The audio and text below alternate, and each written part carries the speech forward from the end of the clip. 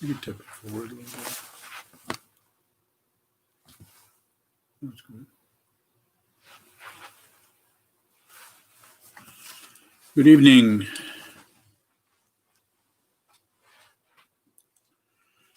This evening's Dharma. Have you met the teacher? Have you met the teacher? What is a teacher?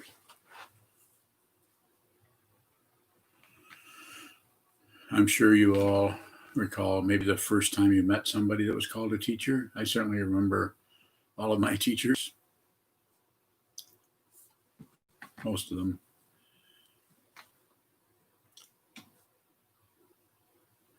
Interesting situation when we meet someone who is going to teach us something, teach us how to multiply and divide, how to diagram sentences, and so on. Particular kind of situation that's very reasonable, logical, makes sense. They know something, we don't. We put ourselves in a position, maybe not all that voluntarily, 4 or 5 or 6 years old, but we do it because we're told to. And we may even be inspired to do that because of other students or however.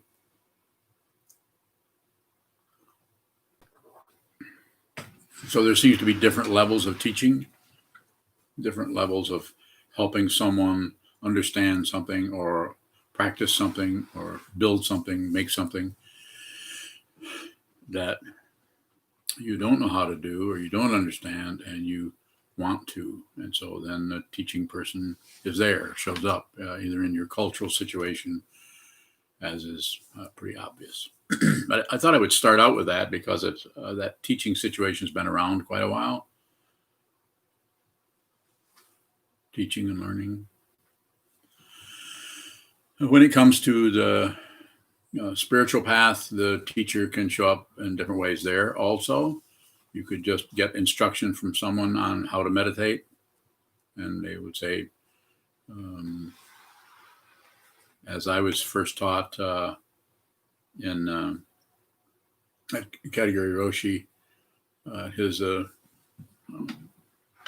temple in Minneapolis, there wasn't much of an instruction at all there. It's basically Zazen is just sit there, hold still, don't move. That's a good instruction. Painful one.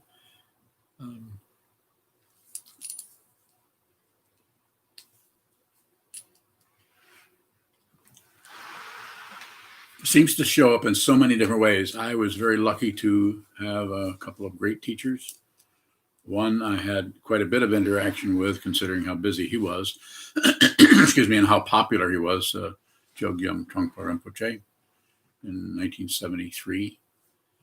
But I managed to have some time to talk to him privately, and that was very helpful to me. And I was in a position at that time, being in my early 30s, to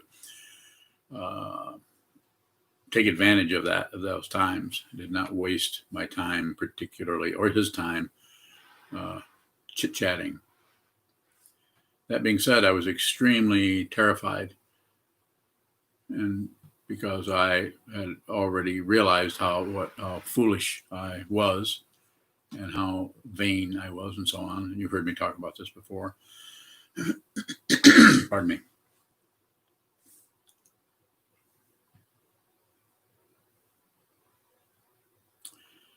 So I knew I wanted to talk about the student-teacher relationship, but I'm going to say a little bit more about it, but also would like questions from you so we can do this together and make it more of a mutual situation.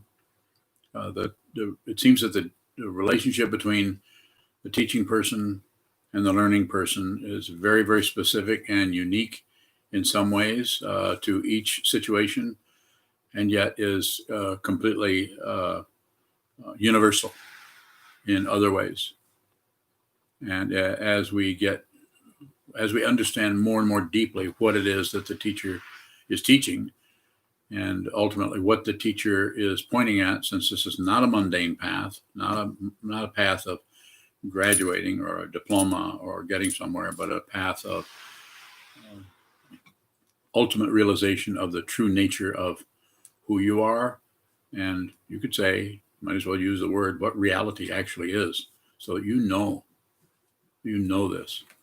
And we find that the only way we can do this is ourselves. We have to be able to look at this, train our minds to see clearly ourselves. We get the help, the support of the teacher, the teaching, and the Sangha, the Buddha, the Dharma, the Sangha, the three jewels.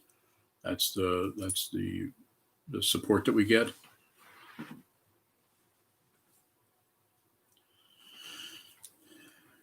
So when I say, have you met the teacher? If you've met the teacher, if you've met your teacher, you should know it. If you have a lot of doubts about it, I'm not saying you're not going to have some doubts, but I think you know what I'm saying if you're going back and forth or something. But once you decide, you should stick with it.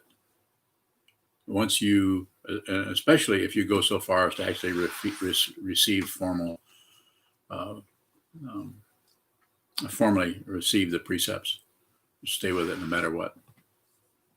It might be kind of difficult if, as you go along, who you are showing up as and who the teacher is showing up as are not exactly that comfortable, not that pleasant. I would say, do it anyway. That's why you have a vow. So when you get into the difficult part of the jungle, the place where it's all dark, and there's just weird noises, and you don't know what to do, you have that support. And that support may not be a flashlight.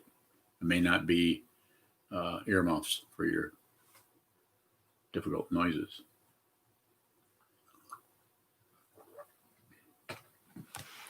So Trungpa Rinpoche has a lot of commentary on, as does Kobunchino Roshi, has commentary on the teacher-student relationship and different views of it, different ways that it is worked with. One of the things that Trungpa Rinpoche says in the Myth of Freedom, I think it is, the function of the teacher is to insult you. So I think what is the intention there is not, it won't necessarily feel like an insult, like he is insulting you, or she, for that matter, is insulting you, but the way they function with you can be insulting. It can be kind of not really appreciating how wonderful you are, or noticing your wonderful acumen.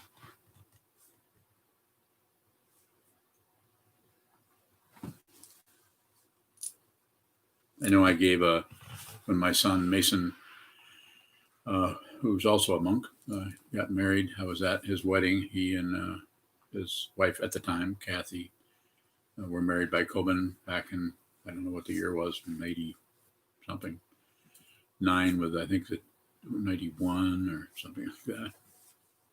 Maybe it was 90. I think it might have been the summer of 1990. I mean, I remember getting a gift for him was a calligraphy brush, and I watched him open it from quite a distance, and he looked at it and put it away, but there was never any acknowledgement or any thank you or hey, nice brush, none of that. And I was a little offended. At the same time, I knew that it's not necessary for someone to thank you for a gift. You don't give someone a gift so that you can get thanks necessarily. This isn't saying that you should do that or that I should stop thanking people, but it was a very interesting situation. And I began to learn from him right away, and did not know that he was my teacher until he began to teach. And he began to teach the very instant I asked him to function as my teacher. It was kind of a shock. It was so shocking, I was tongue-tied. And that's when I became aware that he'd been watching me all along. You know exactly what I was up to. As I sometimes say, I'm not a mind reader. I don't have to read minds. All I have to do is watch you and listen to you.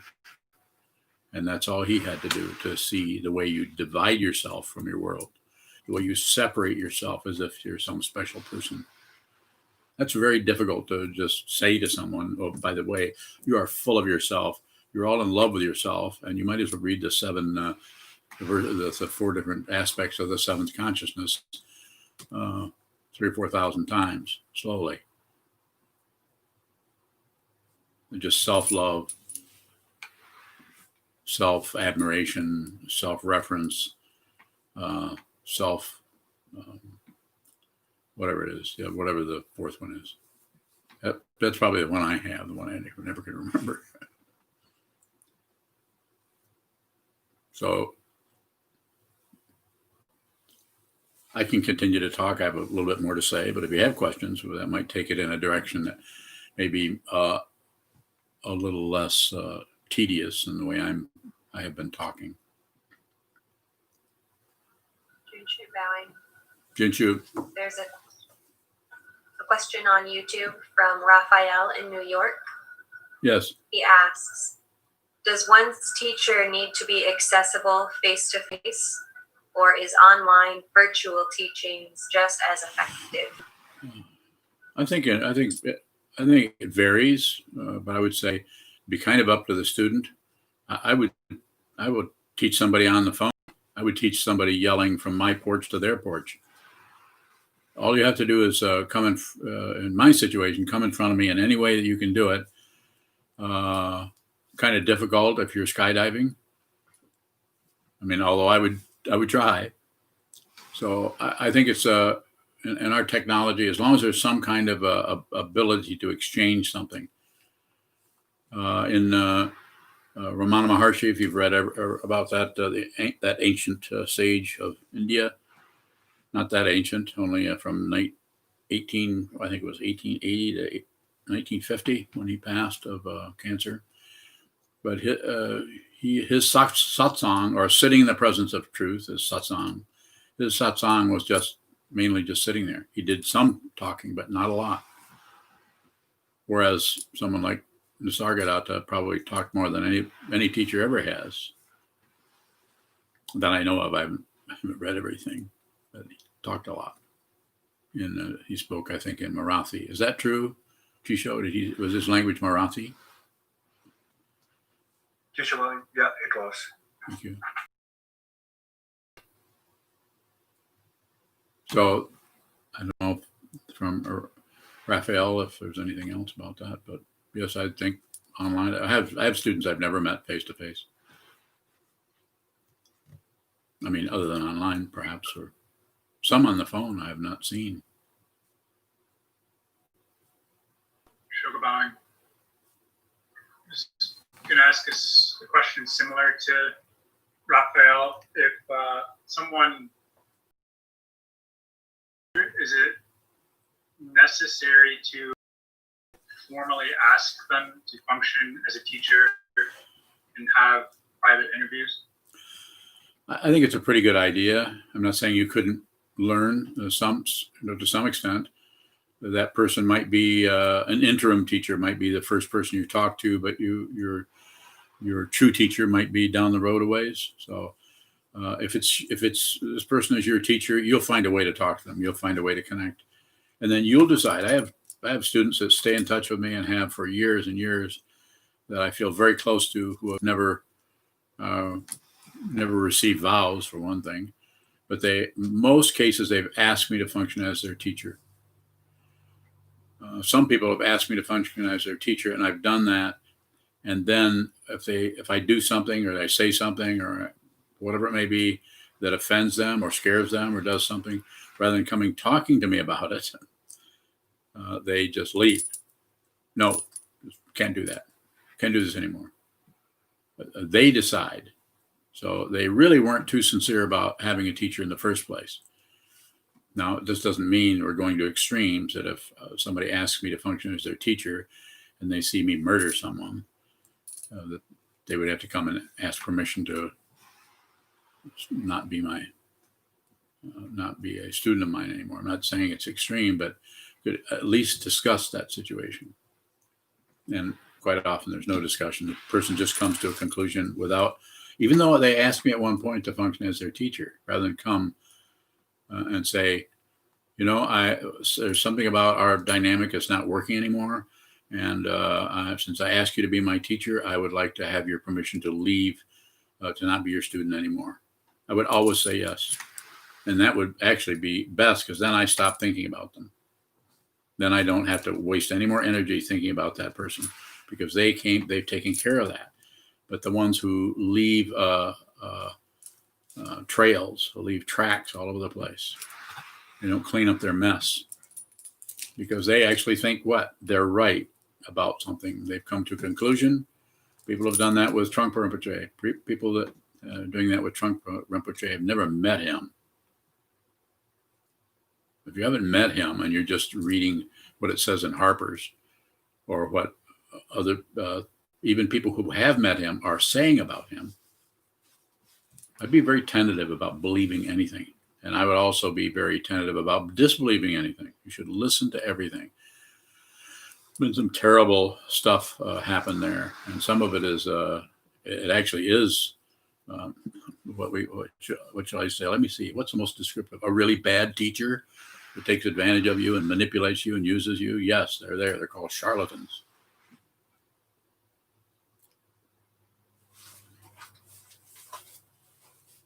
So yes, I think there needs to be some kind of a connection that puts you on the spot a little bit. I have, as I've said, I have several students that have never, some that have never even mentioned, even though they've been students of mine, kind of semi-students for maybe 10 years, have never mentioned Jukai, never even asked me about it. They see people doing this all around them, but they never ask. Kind of odd that they don't even ask. But I don't mention it, unless I mention it in a talk or something. But I don't bring it up to them, because what I'm doing is meeting them as much as I can as a teacher where they're at. And where they're at, I can see pretty clearly. Not ready to do that yet. And from my point of view, I'm willing to, because I'm meeting them where they're at, I respect their confusion. I don't try to turn their confusion into something where I'm controlling them, as trying to turn them into some kind of a devoted student.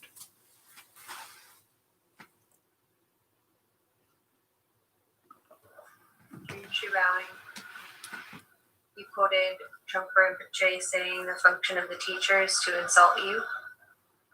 Something. Your dynamic with me seems more soft or supportive than watching you with some of your other students. I don't feel particularly insulted from you. Am I missing out on a more direct teaching? No, you should feel insulted, because I've never bothered to insult you.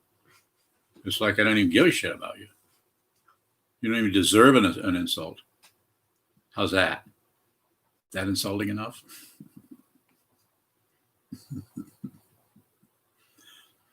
As far as I'm concerned, I don't have to second guess anything. You when you come in front of me, I relate to you right where you're at as much as I can.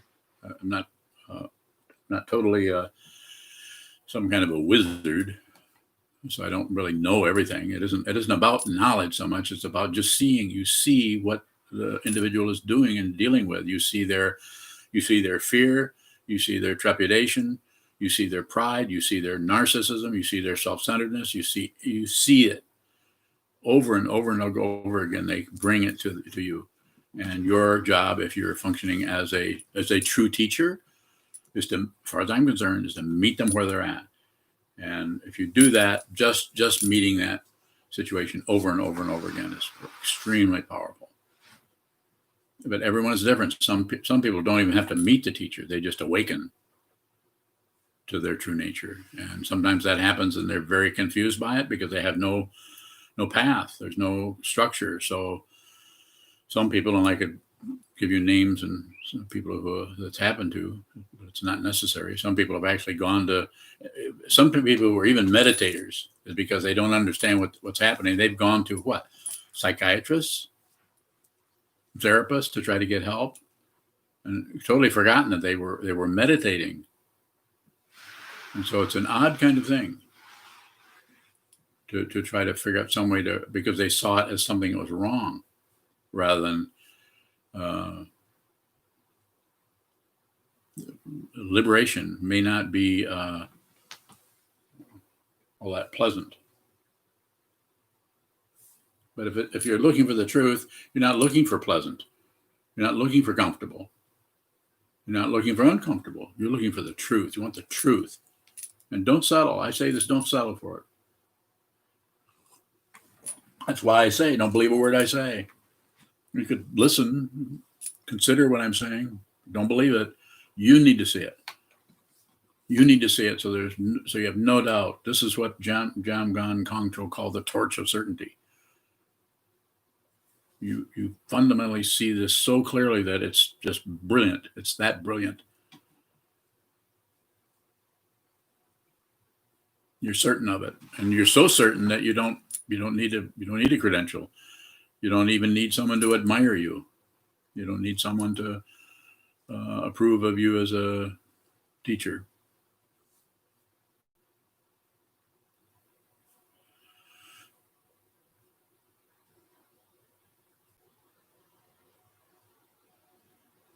Further question? Yes. What would be an indication that a student is in need of or ready for an insult from the teacher? There's no way to come up with that. It happens in the it's very situational.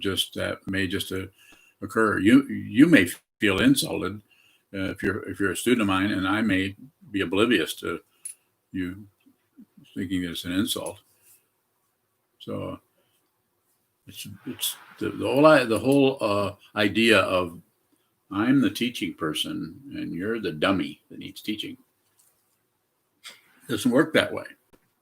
Any true teacher, anyone he or she meets, they're not separate from them.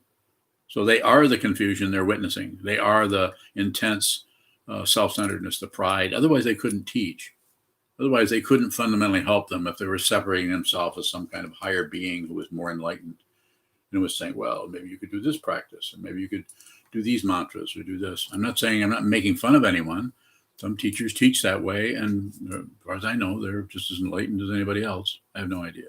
Not interested. What am I interested in? If you're interested in this path, and I'm interested in you. And if you're interested in going another direction, then I would respectfully say, good luck. Do what you need to do. Only you know. I respect your karma. I just spent years and years and years trying to get so I could respect my own because of the intense hatred that brought me into this path in the first place. Self-hatred, intense, not knowing if I should even allow this person to live. So my particular path has been quite a bit different. I couldn't, without meeting the Vidyadhara Trungpa Rinpoche, I would not be here. I had to have that kind of a teacher that absolute unconditional confidence. And it might have looked to other people like arrogance. And some people that got in his milieu felt abused and abandoned or disturbed. And I'm not saying they weren't. I'm not saying they weren't treated terribly by him, even if it's possible. I wasn't there, so I don't know. But I've heard some pretty bad stories that had I been there, I probably would have gone in and knew about that. I would have gone into Rinpoche and say, what? What is this about? Or maybe not. Maybe I would have been like, well, if he's doing it, it must be right. Interesting area to go back with, kind of what do they call it? Hindsight? Yeah, why do they call it hindsight? Because you can't see anything looking out your butt. Why do they call it hindsight? I don't know. Maybe one of you, after the talk, maybe one of you can send me a text. Explain to me what hindsight means. Don't do it now. This is my time.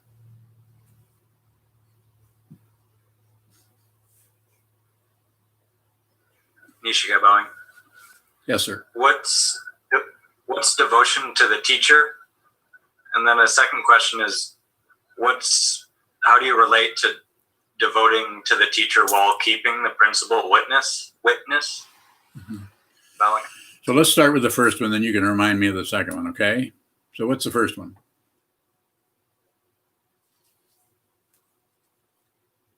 Nishika bowing.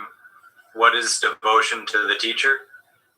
So there's lots of ways of talking about that or describing that, but it's basically giving,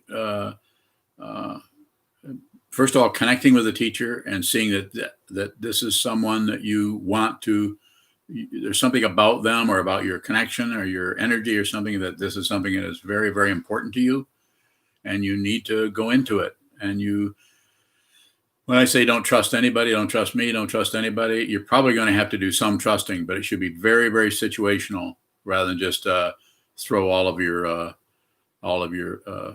baggage onto a moving train.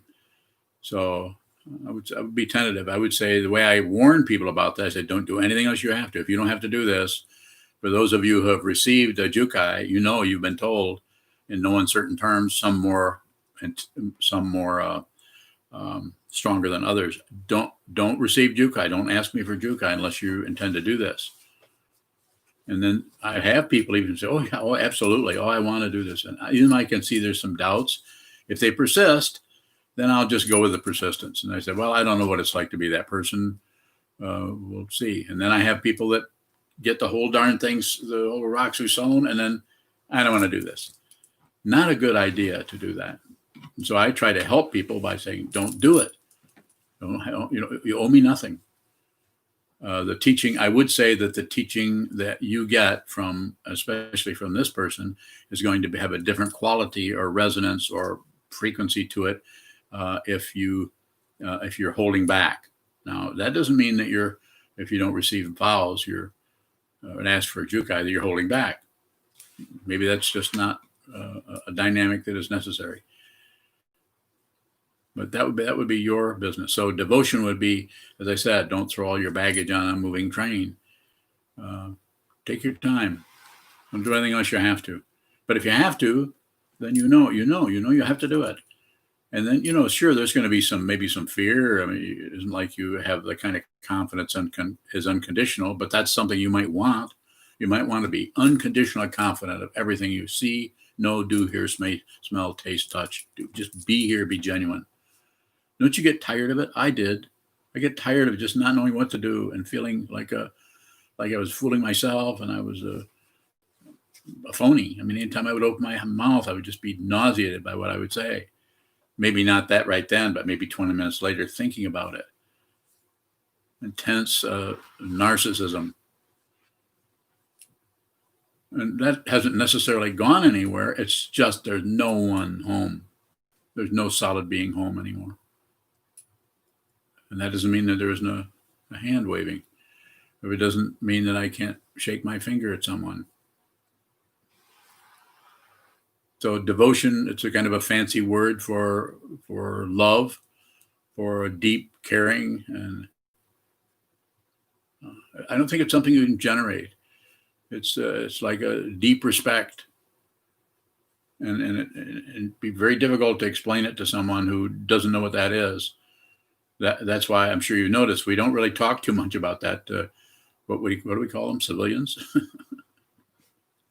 That's what we did in the Marine Corps. And this is not exactly the Marine Corps, but it's very difficult, say, to tell someone who's not a Buddhist and has no idea what that would be like to say, I have a really strong connection, as I did with Trungpa Rinpoche, and it was devotion.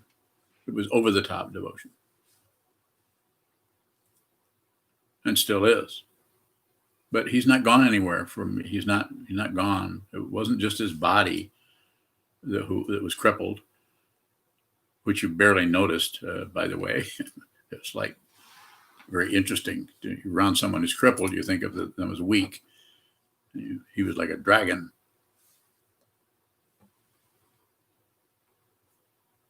What was the other part of the question? Or perhaps you want to continue with the devotion part? Nishika bowing.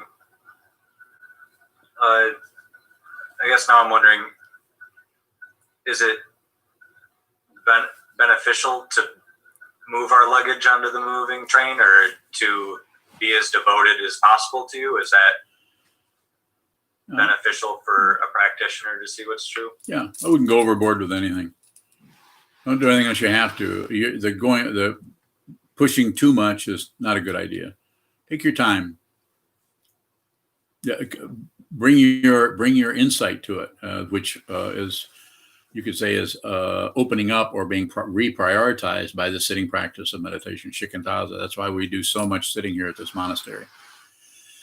Anybody that hasn't been here, which now it's a little difficult because of COVID, but if you just come here and stay, you're going to sit 6.5 hours a day on with the forms. If you just observe the forms with your body and mind, that's what you'll do. I'm not saying everybody has to do that all the time, but have to start that way. So devotion tends to arise very mutually. The connection with the teacher, the connection may not be particularly sweet, although some people it may be extremely. It's almost, not almost, it's like if you need that, then that's what's going to show up. Some people I feel very, very emotionally close to. Other people really don't want that kind of closeness. I couldn't teach them if I kind of had one size fits all. I meet people where they're at. And if you feel that I'm not meeting you where you're at, maybe I'm not. I don't know. What was the other part of the question? Or was that it? I think you hit it. Thank you. Thanks. Wendy. Yes. Wendy has a question. Wendy? When we see a relatively negative aspect of ourselves, like vanity or a short temper, is it necessary to share that insight with our teacher?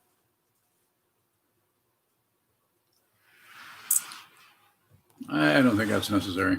I mean, you should always say, but perhaps, but again, I've said it many times, I'll say it again, don't do anything unless you have to.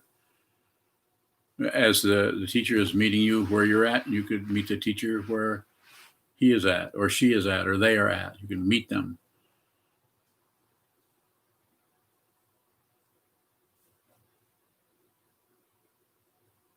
There's more to be said about that, but I would need more questions about it. Need all the help I can get.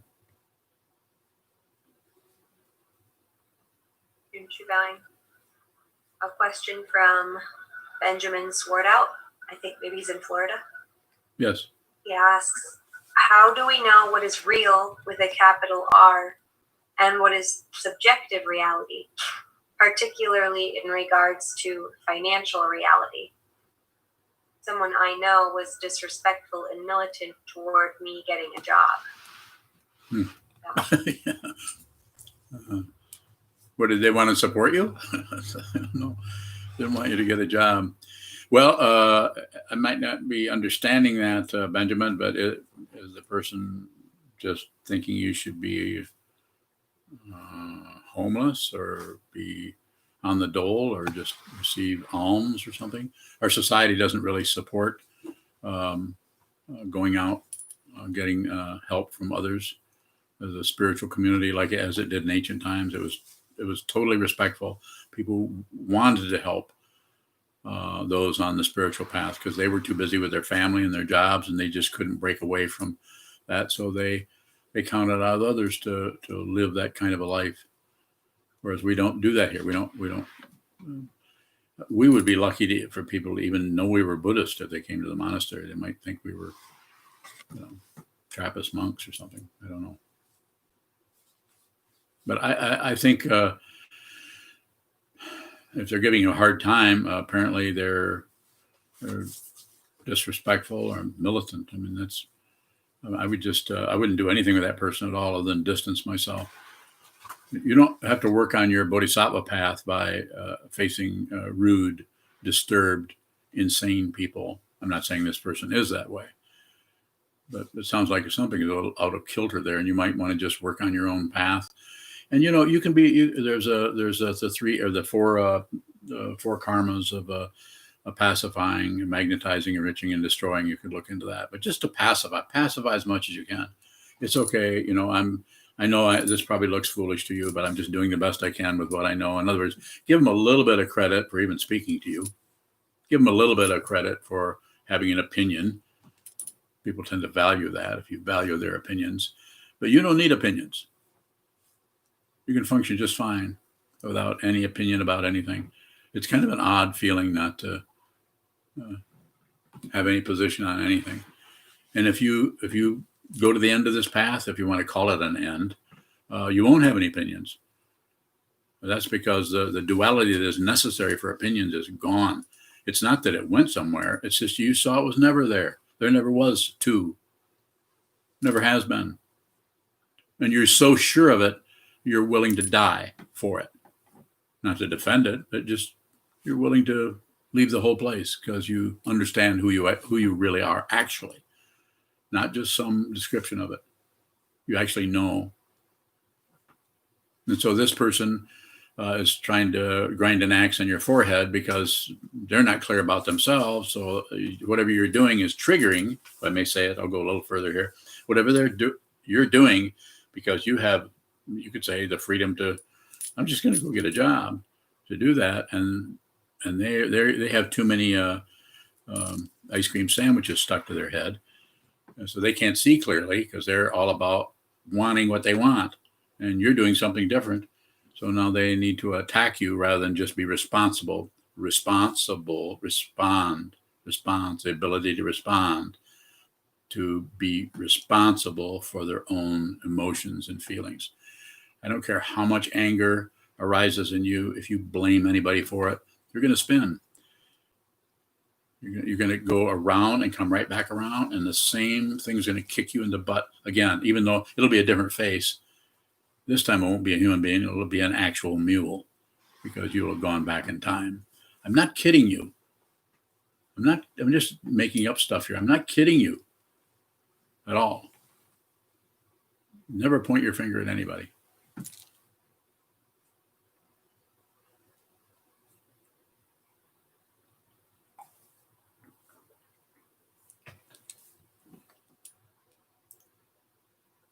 Further questions? When you're bowing, Unyo. just to continue on the insult situation, if we look at that truthfully, can it be an indication of something that needs to be addressed? Yeah. What I'm thinking yes. of is when you said when Coben, you were on the phone with Coben and you asked him that you wanted to take the precepts with you. Yes. And he said you take precepts, you observe them. Yes. So. And that surprised me because I thought he would just tell me what to do next. Instead, he started teaching me immediately. So when that occurs, is that something then we should look at in terms of the emotion that arises? It sounds like there was a lot of emotion that arose. I don't think you have any say so about it. It's like, how should I receive the teachings? If you're doing that, it's not your teacher. Or if it is your teacher, it's not time. You need to go spend a few more winters in Florida. In other words, you need to go do something else for a while. If somebody, and those of you who have been around for a while, you know that if you start to disconnect from me and you tell me about it, I'll send you I'll say, go do something else. Stop meditating. Forget about the Dharma for a year. I'm not going to say that I don't want to drive people away, but I want you to know that you're free to do this. This is I will help you, but we need to do it together. I will help you do this. Can Yes. an insult be considered a misperception on the receiver's part? Well, it's always a misperception. That's why it's an insult. You can't insult someone who has no central identity. You can't insult them. You can say something insulting to them, and they might respond as if they've been insulted, but they're responding to what they see, not what they are. Well, what are they? They're not separate. even though you're seeing their body, you're seeing your body, and you're imputing that you're over there and the other person's over there.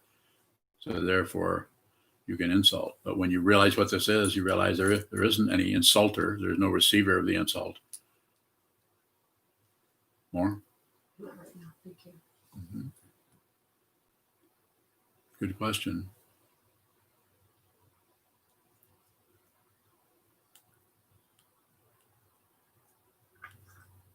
Katie Bowling. Yes, Katie. When as a student meeting with you one-on-one, when we're having our interviews, I feel that I want to share things with you that are going on in my life so that you know what I'm struggling with in order for you to be able to teach me according to what I'm dealing with. And because I'm still learning how to be your student, I sometimes feel like you don't want that, and so I'm puzzled. So do you want that as your student? Do you want me to share with you the things that I'm dealing with in my life so that you can teach me accordingly? No. Not interested.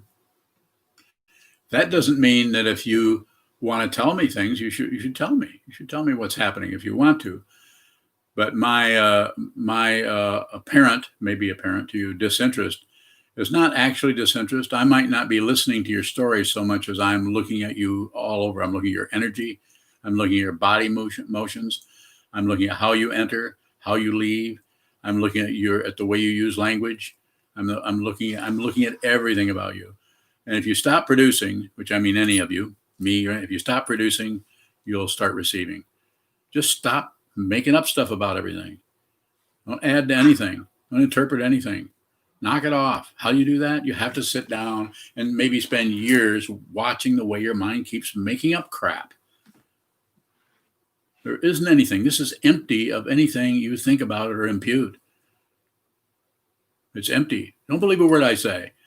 But you might want to consider, since it's getting close to 50 years I've been doing this, and started out fairly young, actually, considering.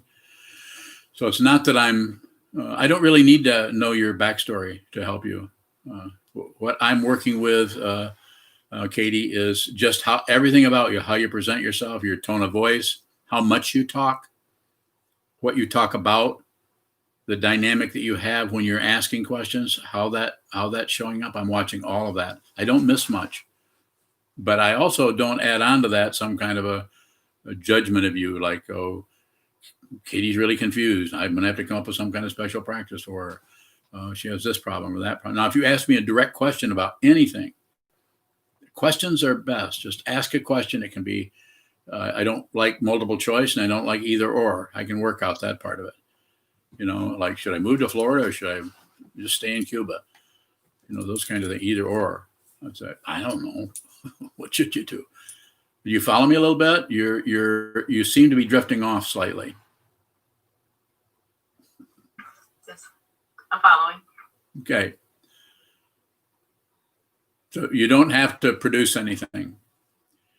You could come in. I have people come in and just sit and look at me.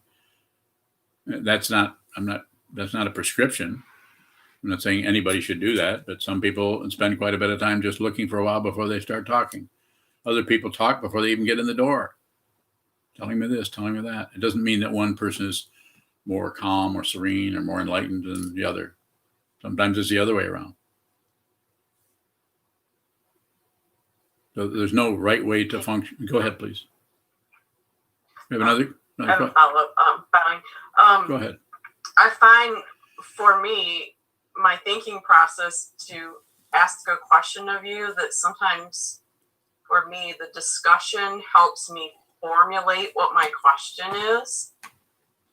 And so when I'm met with just ask the question, I can't because I don't yet have the words I need. So what is that called? What is that called? What is that called? What you just described? What is that called? I didn't hear what you just said. I said, what is that called? What you just described, what do I call that? What do you call it? What do I call it? Over and over and over again, I call it the same thing. The forms arising in space are awareness. They are not, they have no gravitas. We impute or give the weight to things. I like this, but I don't like that. I really like this. I want this. So by coming in and talking to me and relating to me or any true teacher, that person will not help you continue your obfuscation or your circularity, but will meet you in such a way that through your intelligence, you will eventually begin to see what is happening. Through your clarity, through your wisdom mind will begin to awaken, and you'll realize your true nature. This is why you really don't even have to talk to the teacher. Just have to sit in front of him or her. Sit there, just that presence. Presence is powerful. Authentic presence can't be generated, because if you generate it, you're just trying to borrow something from the universe. And when you are the universe, you don't need to borrow anything. You just have to realize your true nature. Further question on that? No, thank you. Thank you. Good question. I could have not talked about that without that question. Do I still look pretty good with my knocked out tooth? Do you guys still like me? It's going to get fixed. It's going to get fixed. I got that fundraiser that Gene Doe set up is just like overwhelming. It's like, maybe I should get more teeth fixed. I get my nostrils enlarged so I can breathe better. You know what it's like having a deviated septum. You need nostril enlargement. Sorry for this sad sack humor. Any final questions before we close? Yes. A question from Robert Switek in Kalamazoo. Yes, Robert. How much contact should the student have to have a strong teacher-student relationship? It's a good question, but it really is variable. I would not, I have students that I feel are very close. I'm emotionally very close to them, but I rarely hear from them. Excuse me, and they're not wrong. They could be. We can't all be necessarily live in a monastery, or some people are householders of different degrees. And so I don't think there's a right and wrong to it. I think it would be up to you. I see you, Robert, now and then, especially back when we were able to come into the monastery before the thing we're going through, COVID. So I don't think there's a right or wrong or should or how much or how little. I only met Trungpa Rinpoche 4 times face to face. And of course, I listened to him talk. I went to a lot of his talks, so I saw a lot of him, but face to face, privately 4 times. And that was enough. That was enough. I got it. I got what he was talking about. And so from then on, after my last interview with him, I can't remember what year it was, but face to face by myself or ourselves, I really didn't have any more questions. That being said, had he been more available, or I could call him up and ask him something now and then, I probably would have. But he had, by that time, probably had thousands of students by the time the 80s rolled around. So I think it's very individual. So there's no right amount. It's so different for each person. That's how it looks over here.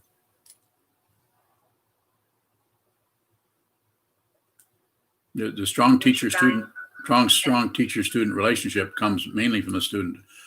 A true teacher is always going to be available to anybody, anywhere, anytime. There's no solid positionality happening there. A true teacher doesn't want anything, doesn't even want students. What are they going to want? There isn't anybody there. But if you come and you say, I want help, I want to be trained, I want to study the way, I want to study the Buddha Dharma, can you help me? Say, I can. Go face a wall. Get to know yourself. Go ahead, Junchu. Benjamin has another question. Yes. How do I turn the near enemy of pity into compassion, especially regarding that person who is hostile and tells me I need a job because she is afraid of financial security and reality. So I'm kind of getting this. This might be your partner or your wife or something. And if that's the case, then it's a different situation. And then there again, there's so many variables there. Is the person a meditator? Does the person support your spiritual path? Do they want you to have another kind of job? Do they want you to have no job at all? Do they want you to have 2 jobs? Do they have a job? Are there children? I mean, there's so many variables there. And I'm not saying I need to have all that, but that's something you could definitely look at. I think the way you asked the question, how do I turn the near enemy of pity into compassion? I think you might be stuck in your head a little bit. So I would start, right now your best friend is gravity. Just be here. You might have to think about being here a little bit, but I wouldn't do too much. I would just remember that gravity is allowing you to stand up, sit down, lay down, go to the can. Gravity. Even, can't remember his name, he's passed away now. He lived to be into his hundreds. He has a book out that he was really upset about when his students put this book out, a series of his talks called The Buddha is the Center of Gravity. An interesting book. It came out, I think, in 1974. I think that was, that wasn't that Leonard Cohen's guru or teacher, I think. That's his teacher, yeah.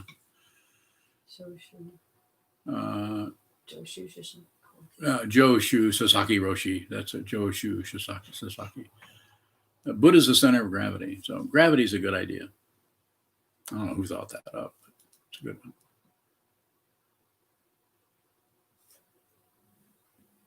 It's a couple of minutes after 9, but if there's another question.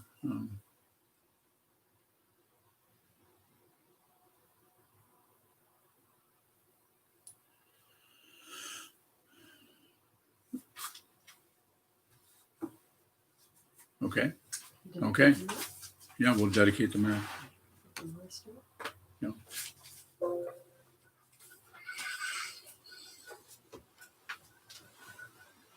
I think I might have misunderstood Benjamin's question now that I'm reading it. Benjamin, if I misunderstood your question, send me an email or something and I'll try to respond better. I think I got it backwards. Okay.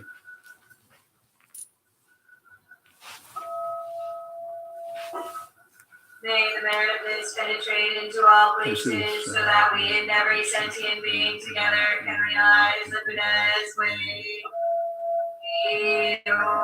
San Shri Shri Song Gu Sa Mo Go Sa Mo Go Ja Gu the 10 directions of 3 worlds, all Buddhas, all venerable ones, Bodhisattvas, Mahasattvas, the great Prajna Paramita.